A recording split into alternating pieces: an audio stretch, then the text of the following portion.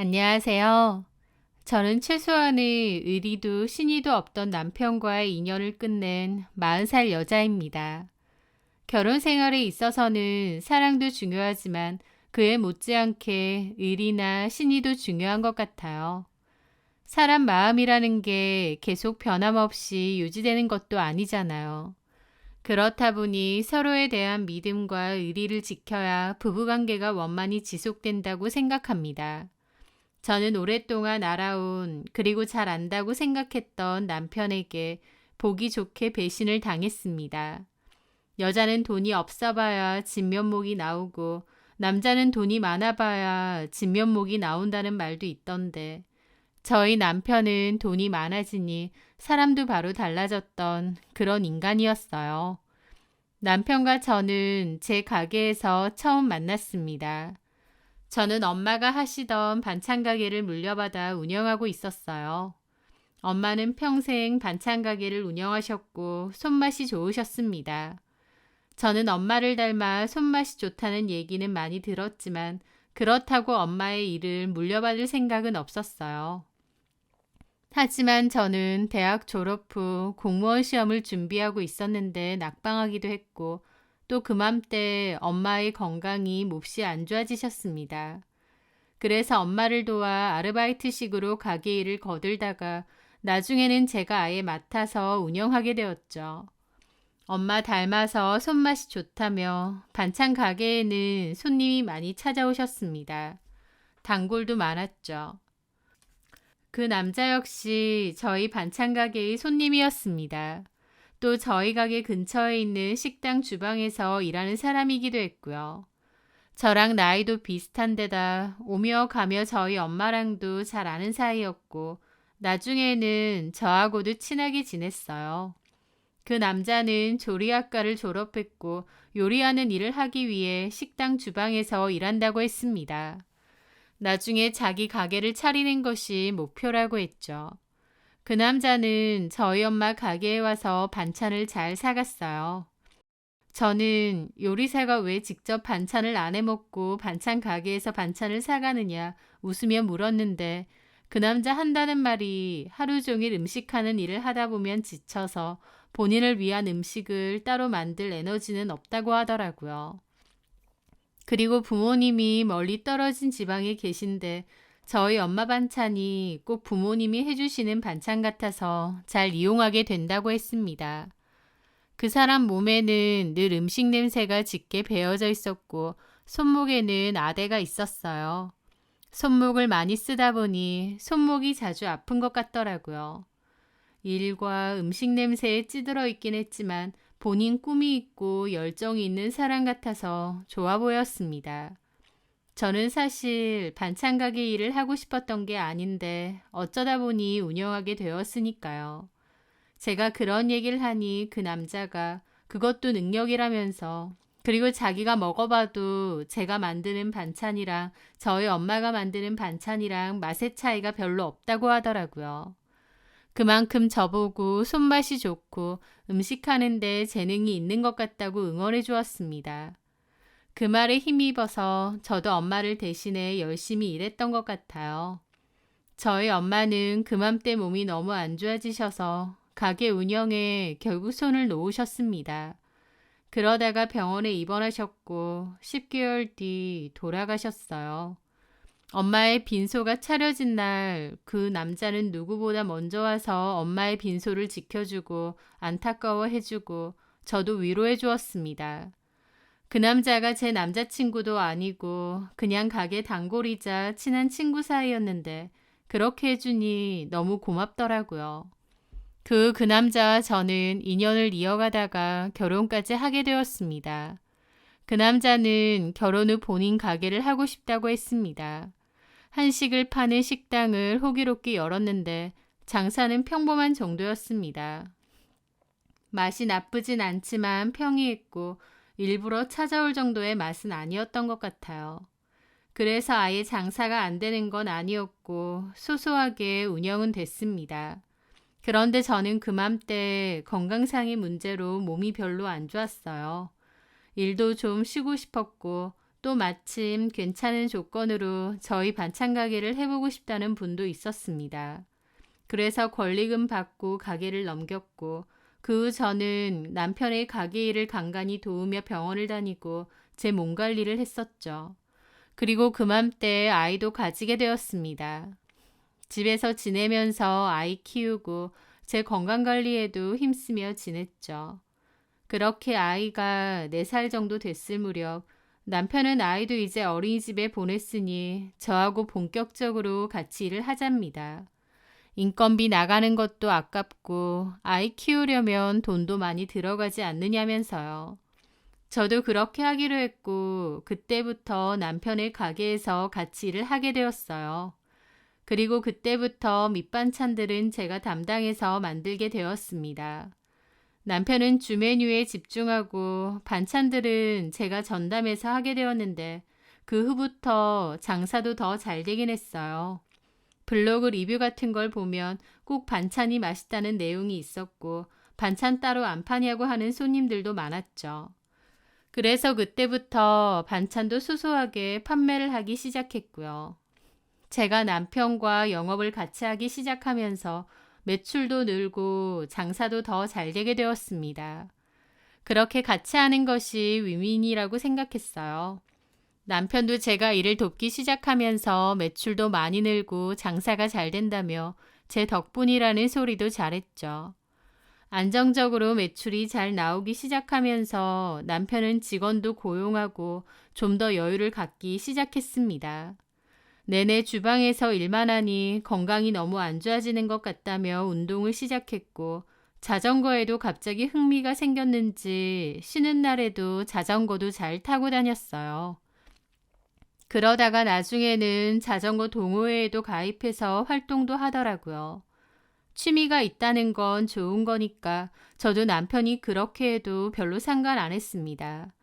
물론 저는 취미 가질 여유도 없이 가게 일하고 아이 육아하느라 바빴지만 남편이 취미 활동하고 사람 만나고 다니고 밤 늦게 술 마시고 들어와도 이해해 주려 했어요.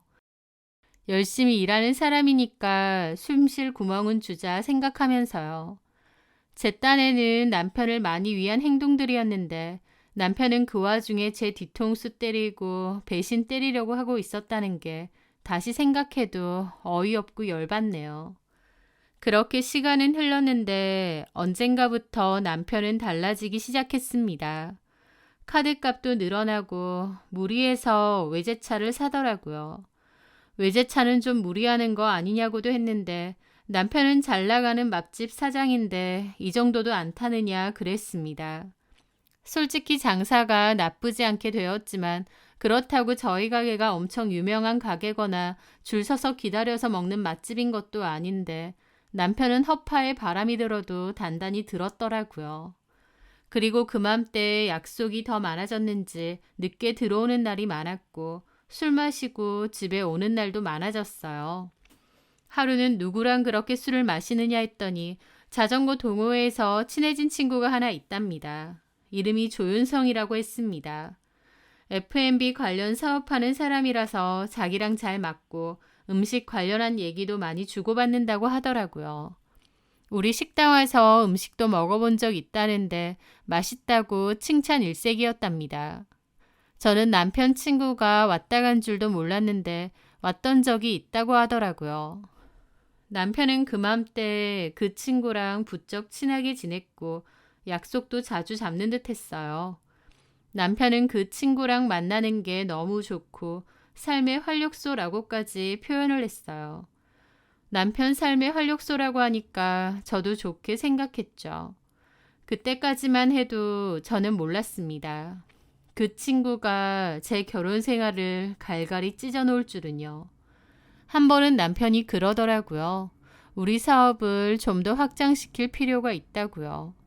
그 친구가 우리 식당 와서 먹어봤는데 너무 맛있다며 밀키트 사업을 해보자고 제안했다는 겁니다. 그 얘기를 듣는 저는 좀 의아하더라고요. 보통 밀키트로 제작을 해서 팔 정도면 엄청 유명한 맛집이라던가 음식 명인이라던가 유명인이 만든 음식이라던가 그런 음식들을 제작하지 않나요? 저희 가게는 장사와 매출이 나쁘진 않았지만 그냥 동네에서 소소하게 잘 되는 식당일 뿐이었습니다. 유명한 맛집도 아니었고 줄 서서 먹을 정도의 신박한 맛이나 메뉴도 아니었죠. 물론 저희 가게만의 시그니처 메뉴는 있습니다. 하지만 시그니처 메뉴라고 특별히 잘 나가는 것도 아닌데 이걸 밀키트로 제작해서 전국 유통을 시킨다니. 저는 단박에 사기 아니야? 라는 소리가 나오더라고요. 제 말에 남편은 미간을 확 찌푸렸죠. 아, 사기라니. 그렇잖아. 우리 메뉴가 뭐 대단히 특별한 것도 아니고 멀리서 우리 메뉴 먹으러 찾아오는 것도 아닌데 무슨 밀키트로 제작을 해. 제 말에 남편은 자존심 상한다는 듯 화를 내더라고요. 아니 외식업 전문가가 먹어보고 사업성이 있다는데 왜 당신이 초를 쳐? 내 음식이 그렇게 별로라 이거야? 당신 음식 맛있지. 맛있는데 좀 상황이 그렇다 이거야. 내 음식 멀리서 먹으러 온 사람 많아. 단골도 많고. 보면 몰라? 그 조윤성이라는 사람 신원 확실한 사람이야? 제 말에 남편은 길길이 날뛰더라고요. 당연히 확실하지. 그럼 뭐 사기꾼이냐 그런 뜻이야? 무슨 회사인데? 어디 봐. 명함 같은 거 없어? 남편은 명함을 보여줬습니다. 처음 보는 회사였는데 직함은 이사더라고요. 이사? 뭔 놈의 회사길래 마흔도 안 된 사람한테 이사 직급을 줘? 규모는 좀 작아도 성공시킨 제품도 꽤 돼. 하면서 밀키트 이름들을 얘기해 주는데 인터넷 검색해보니 명함에 적힌 회사가 맞더라고요. 여길 다닌대? 그 친구가? 아, 그렇다니까. 아, 속고만 살았나? 사무실은 가봤어? 아, 당연히 가봤지. 거기가 규모는 좀 작아도 엄청 실속 있어. 가족끼리 운영하는 회사고. 저는 그 후로 그 회사에 대해서 찾아봤는데 남편 말 맞다나 규모는 좀 작아도 성공시킨 밀키트 제품도 꽤 있고 탄탄한 회사 같더라고요. 남편은 사무실까지도 가봤다고 하니 사기는 아닌 것 같았죠.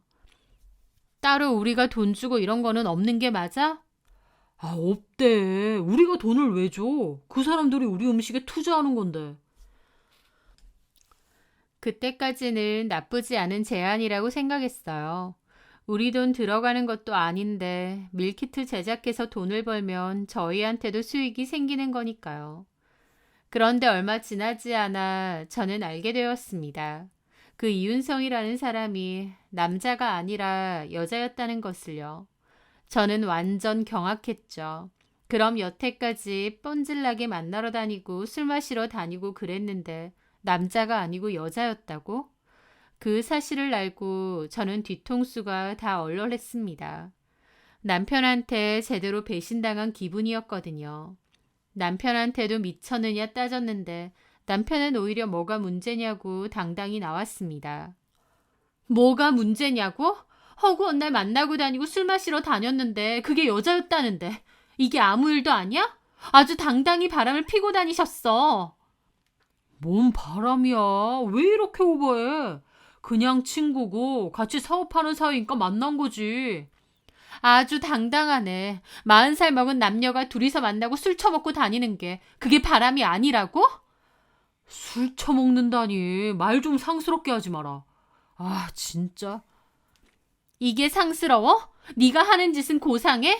너 그년이랑 뭔 사이야? 아, 진정 좀 해. 뭔 사이야. 그냥 친구 사이라니까. 그리고 둘이 아니라 셋이서 만났어. 그 회사 대표가 은성이 오빠야. 나랑 조은성 오빠. 이렇게 셋이서 만났다고.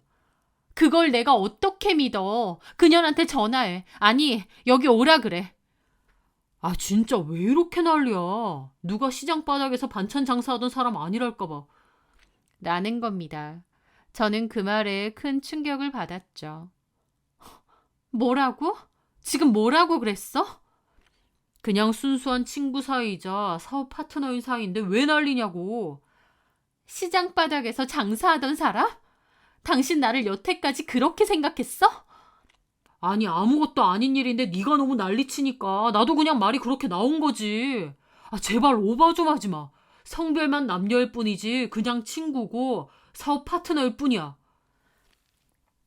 남편은 자기가 더 펄쩍 뛰면서 저한테 오버하지 말라고 하더라고요. 저는 너무 기가 막힌데 자기들은 아무 사이 아니라고 잡았대니 할 말이 없었습니다. 하지만 성별만 남녀지 그냥 친구 사이이자 사업 파트너라고 했던 남편은 얼마 지나지 않아 저에게 또 걸렸습니다. 남편이 썼던 카드 내역을 확인하게 되었는데 여자 가방과 화장품, 옷 등으로 500만 원 가까운 돈을 썼더라고요. 당연히 저한테 주는 게 아니었으니 그 조은성이라는 여자한테 준 거였습니다. 500만 원 카드를 긁는데 이게 어떻게 그냥 친구 사이고 사업 파트너인가요? 저는 남편에게 따지고 들었고 남편은 내 사업 더 잘 되게 해주는 사람인데 그 정도 선물도 못해? 라면서 지가 더 난리를 치더라고요.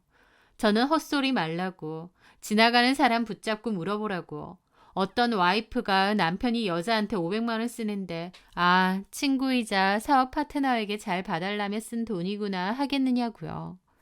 저는 남편과 심하게 싸웠고 그 여자한테 전화를 하겠다며 남편 폰을 뺏었어요.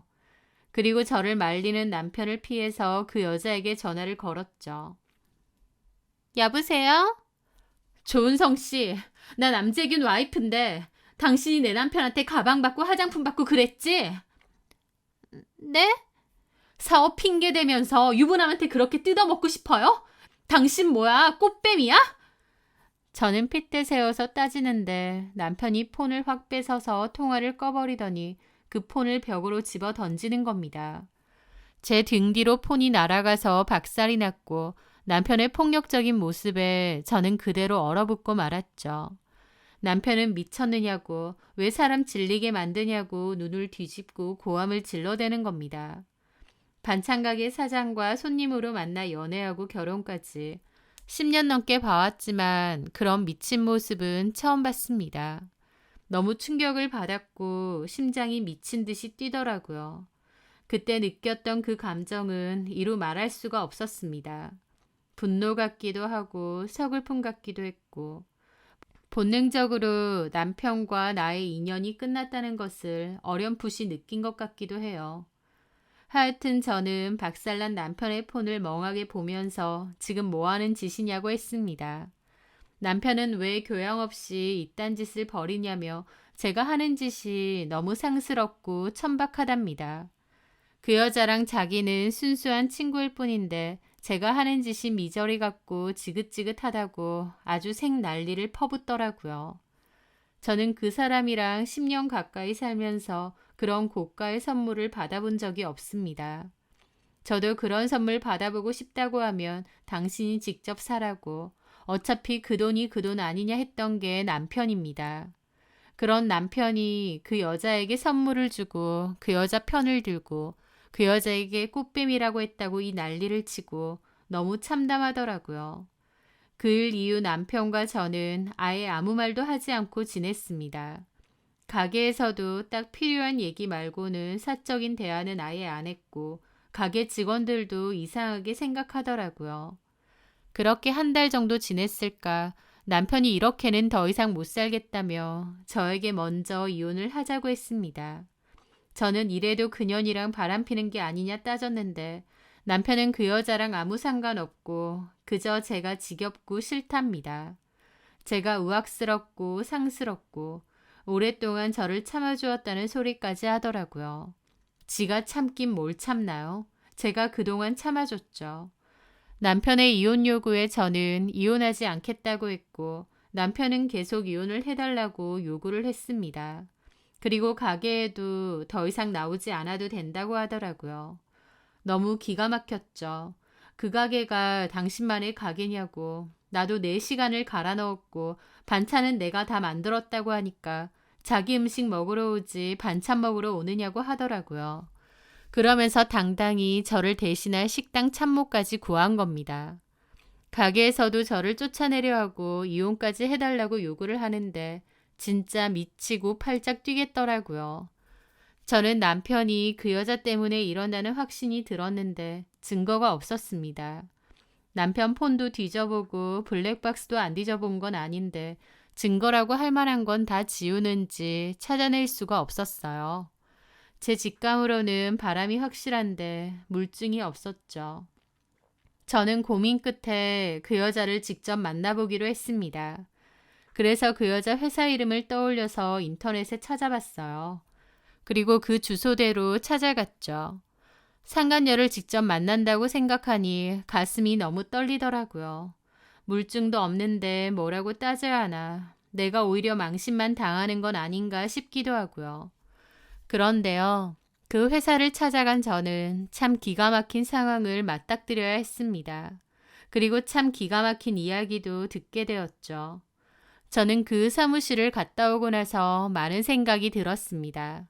그리고 처음에는 남편에게 제가 들은 이 일을 다 얘기해 주려고도 했어요. 하지만 남편은 그 와중에도 저한테 이혼을 요구하더니 급기야는 집을 나가고 이혼 소장까지 보내더라고요. 그 이혼 소장을 보는데 저도 정말 오만정이 다 떨어지고 제가 알고 있던 진실을 말해주고 싶은 생각이 싹 사라졌습니다. 저는 남편에게 말했어요. 좋다고. 협의 이혼 해줄 테니 소송할 필요 없다고. 대신 재산 분할 똑바로 하자고요. 저는 집은 물론 가게에도 내 기여도가 있으니 가게 지분까지 요구했습니다. 재산 분할에 관한 문제로 남편과는 실랑이가 있었으나 어쨌든 남편이 저에게 이혼을 요구하는 입장이었고 또 법적으로 따져도 저에게 집과 가게에 관한 지분을 줘야 했습니다. 그래서 결국 남편은 가게는 손대지 말고 집을 저에게 넘기기로 합의를 보자고 했어요. 가게는 저하고 지분 다툼을 절대 할 수가 없고 또 밀키트 사업도 시작할 거다 보니 문제가 생기면 안 됐으니까요. 저도 알겠다고 했고 남은 대출 안고 집은 제가 온전히 가지기로 했습니다. 아이 양육권이나 친권도 제가 가지기로 했고 남편에게 매달 양육비도 지급받기로 협의를 했죠. 남편은 저와 이혼하는 것이 가장 큰 목적인 듯 했고 집을 저에게 줘도 가게도 있고 사업도 확장할 거니 괜찮다고 생각하는 듯 했습니다. 그렇게 남편과 저는 소송 대신 협의로 이혼을 하게 되었어요. 남편은 저에게 그렇게 강경하게 이혼 안 하겠다 하더니 왜 마음을 바꿨느냐 하더라고요. 그래서 제가 그랬죠. 10년 동안 같이 동거동락한 와이프 배신 때리고 가게에서 쫓아내고 이혼해달라 그러고 나라고 당신한테 무슨 정이 남아있어서 이 결혼 생활을 유지하고 싶겠어? 내가 무슨 배신이야. 나는 조윤성이랑 그런 사이가 아니라니까. 예, 그러시겠죠. 설령 당장은 그렇고 그런 사이가 아니라고 한들 당신 마음속에 조윤성이랑 잘해보고 싶은 마음이 없다고 할 수 있어? 남편은 그 말에 찔렸는지 우물쭈물 대답을 못하더라고요. 직접적인 바람이 아니라고 해도 남편이 조윤성에게 마음이 있어서 저랑 정리하고 조윤성이랑 잘해보고 싶다는 건 저도 다 눈치챘습니다. 그래서 10년 동안 함께한 와이프를 가차없이 내친 거겠죠. 남편이 어떤 인간인지 잘 알았고 저도 끝내는 데 있어서 마음이 아프다던가 슬프다던가 하는 건 없었어요. 오히려 홀가분했죠. 그렇게 남편과 저는 이혼을 했고 저는 집을 정리하고 좀 작은 집으로 이사를 했습니다. 그리고 남은 돈으로 반찬 가게를 다시 열었어요. 이러나 저러나 제가 믿을 수 있는 건 반찬 가게뿐이었고 저 혼자 일하면서 아이도 키우고 해야 되다 보니 더 심기일전해서 운영을 하게 되었죠. 전에는 그냥 만들어 놓고 판매만 했다면 이제는 정기 배달 주문도 받고 좀 더 적극적으로 일을 했습니다. 위치를 잘 잡은 덕에 초창기부터 장사는 나쁘지 않았고 운영도 나름 잘 되었죠. 아이는 한 달에 한 번 면접 교섭이 있어서 전 남편이 한 달에 한 번 가게로 아이를 데리러 오기도 했습니다. 이혼하고 건너서 들으니 남편은 그 상간녀와 상간녀 오빠랑 같이 밀키트 사업에 박차를 가하고 있다고 했습니다. 샘플도 나오고 뭐 요즘 K푸드가 인기라서 해외 진출까지 염두에 두고 있다고 했다더군요. 남편은 사업으로 큰돈 벌 거라는 기대가 아주 컸다고 했습니다. 그런데 들어보니 내 돈이 왜 들어가냐고 큰 소리 쳤던 남편의 말과 달리 남편은 상당히 많은 돈을 투자했다고 했습니다. 그리고 절대 그 여자랑 그런 사이 아니라고 하더니 웬걸 주변 지인들한테는 그 여자랑 곧 재혼할 거라고 하고 다녔답니다. 그 얘기를 듣는데 그럴 줄 알았다 싶어서 코웃음이 절로 나더라고요. 그러던 와중 면접 교섭일이 있어서 전 남편이 저희 가게를 찾아왔어요. 저는 아이 데리고 가서 7시 전까지는 꼭 가게로 다시 데리고 오라고 신신당부했죠. 남편은 알겠다고 했고 그날 아이와 시간을 보내고 7시에 돌아왔더라고요.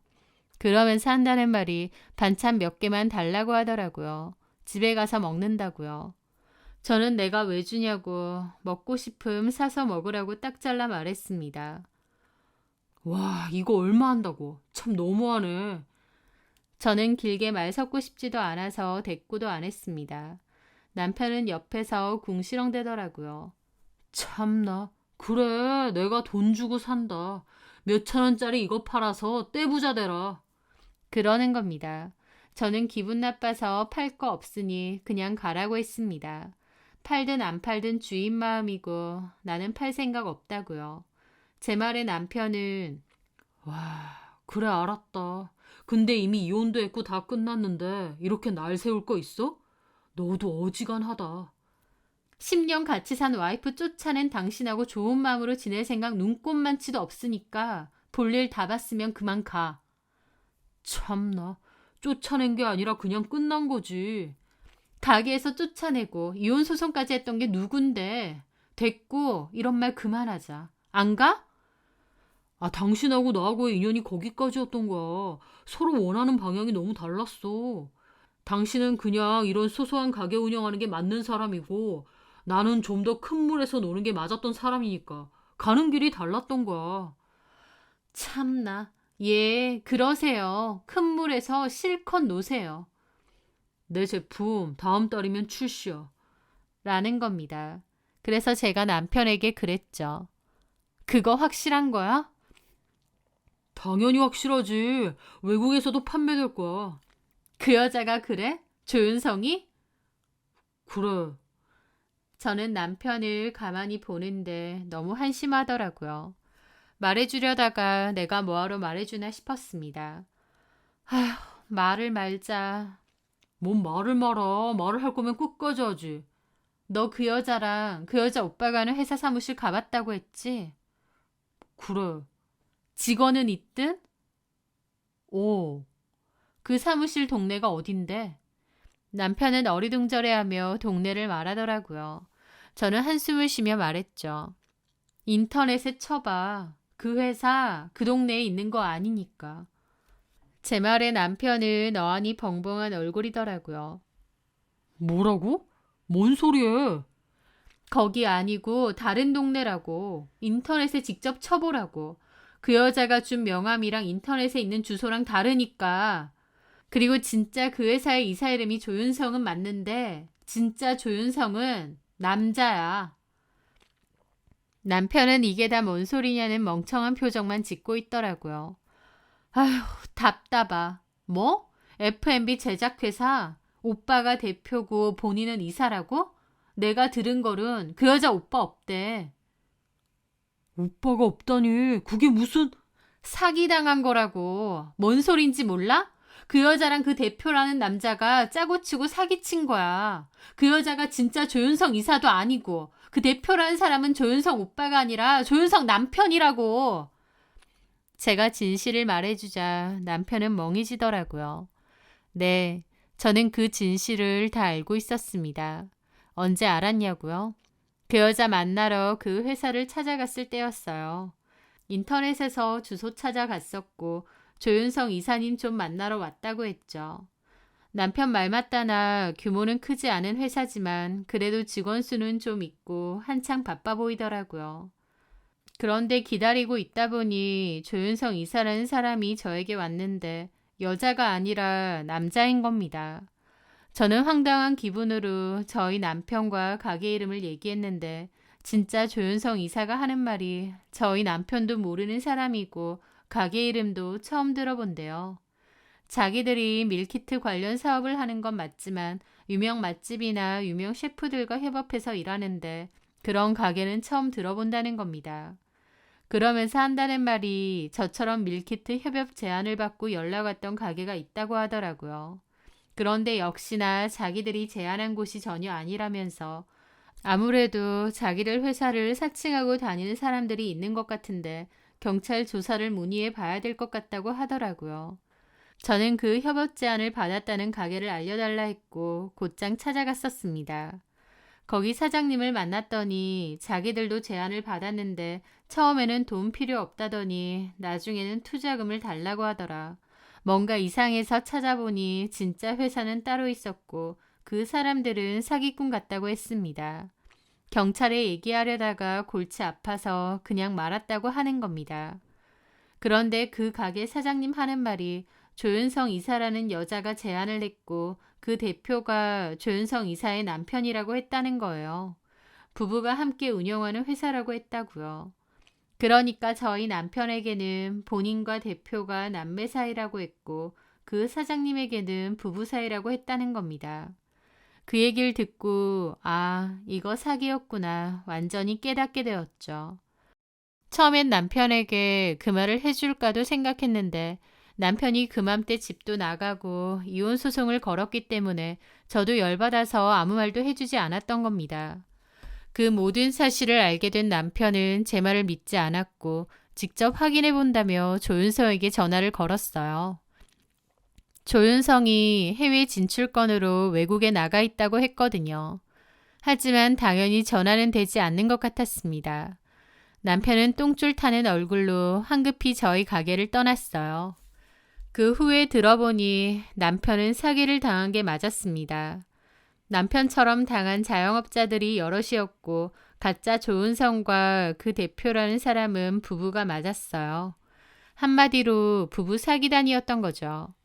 그 사람들은 투자금 받아서 해외로 튀었다고 했고 이름도 아예 다른 이름이더라고요. 여러 F&B 회사를 사칭하고 다녀서 명함도 다양했다고 합니다. 남편은 상당한 금액을 사기로 날리게 된 거였죠. 그 얘기를 전해 듣는데 자기 음식이 밀키트로 출시돼서 전국적으로 팔리고 또 조윤성이라는 여자와 재혼까지 하려고 꿈에 부풀었다는 게 너무 어이없고 한심하게 느껴지더라고요. 남편은 저에게 왜 얘기 안 해줬느냐 원망을 하는데 제가 뭐하러 얘기를 해주나요? 뭐가 예쁘다고요. 남편은 그 후로 한동안 면접 교섭도 오지 않았습니다. 그리고 소문을 들어보니 남편 가게 장사도 예전 같지 않고 잘 안 된다고 하더라고요. 사실 남편의 가게는 제 반찬 덕에 잘 된 영향이 컸는데 더 이상 제 반찬이 없다 보니 특성도 없고 장사도 그저 그랬던 것이었죠. 사람이 성공하려면 본인을 객관적으로 판단할 수 있을 줄 알아야 하는데 남편은 본인의 능력치를 너무 과하게 판단했던 것 같습니다. 하여튼 남편은 자기는 큰 물에서 놀 거라며 저 쫓아내고 이혼 요구하더니 결국 사업도 물 건너가고 가게 매출도 갈수록 떨어져서 속이 말이 아닌 것 같습니다. 안녕하세요. 저는 최소한의 의리도 신의도 없던 남편과의 인연을 끝낸 40살 여자입니다. 결혼 생활에 있어서는 사랑도 중요하지만 그에 못지않게 의리나 신의도 중요한 것 같아요. 사람 마음이라는 게 계속 변함없이 유지되는 것도 아니잖아요. 그렇다 보니 서로에 대한 믿음과 의리를 지켜야 부부관계가 원만히 지속된다고 생각합니다. 저는 오랫동안 알아온 그리고 잘 안다고 생각했던 남편에게 보기 좋게 배신을 당했습니다. 여자는 돈이 없어봐야 진면목이 나오고 남자는 돈이 많아봐야 진면목이 나온다는 말도 있던데 저희 남편은 돈이 많아지니 사람도 바로 달라졌던어요. 남편과 저는 제 가게에서 처음 만났습니다. 저는 엄마가 하시던 반찬 가게를 물려받아 운영하고 있었어요. 엄마는 폈습니다. 저는 엄마를 닮아 손맛이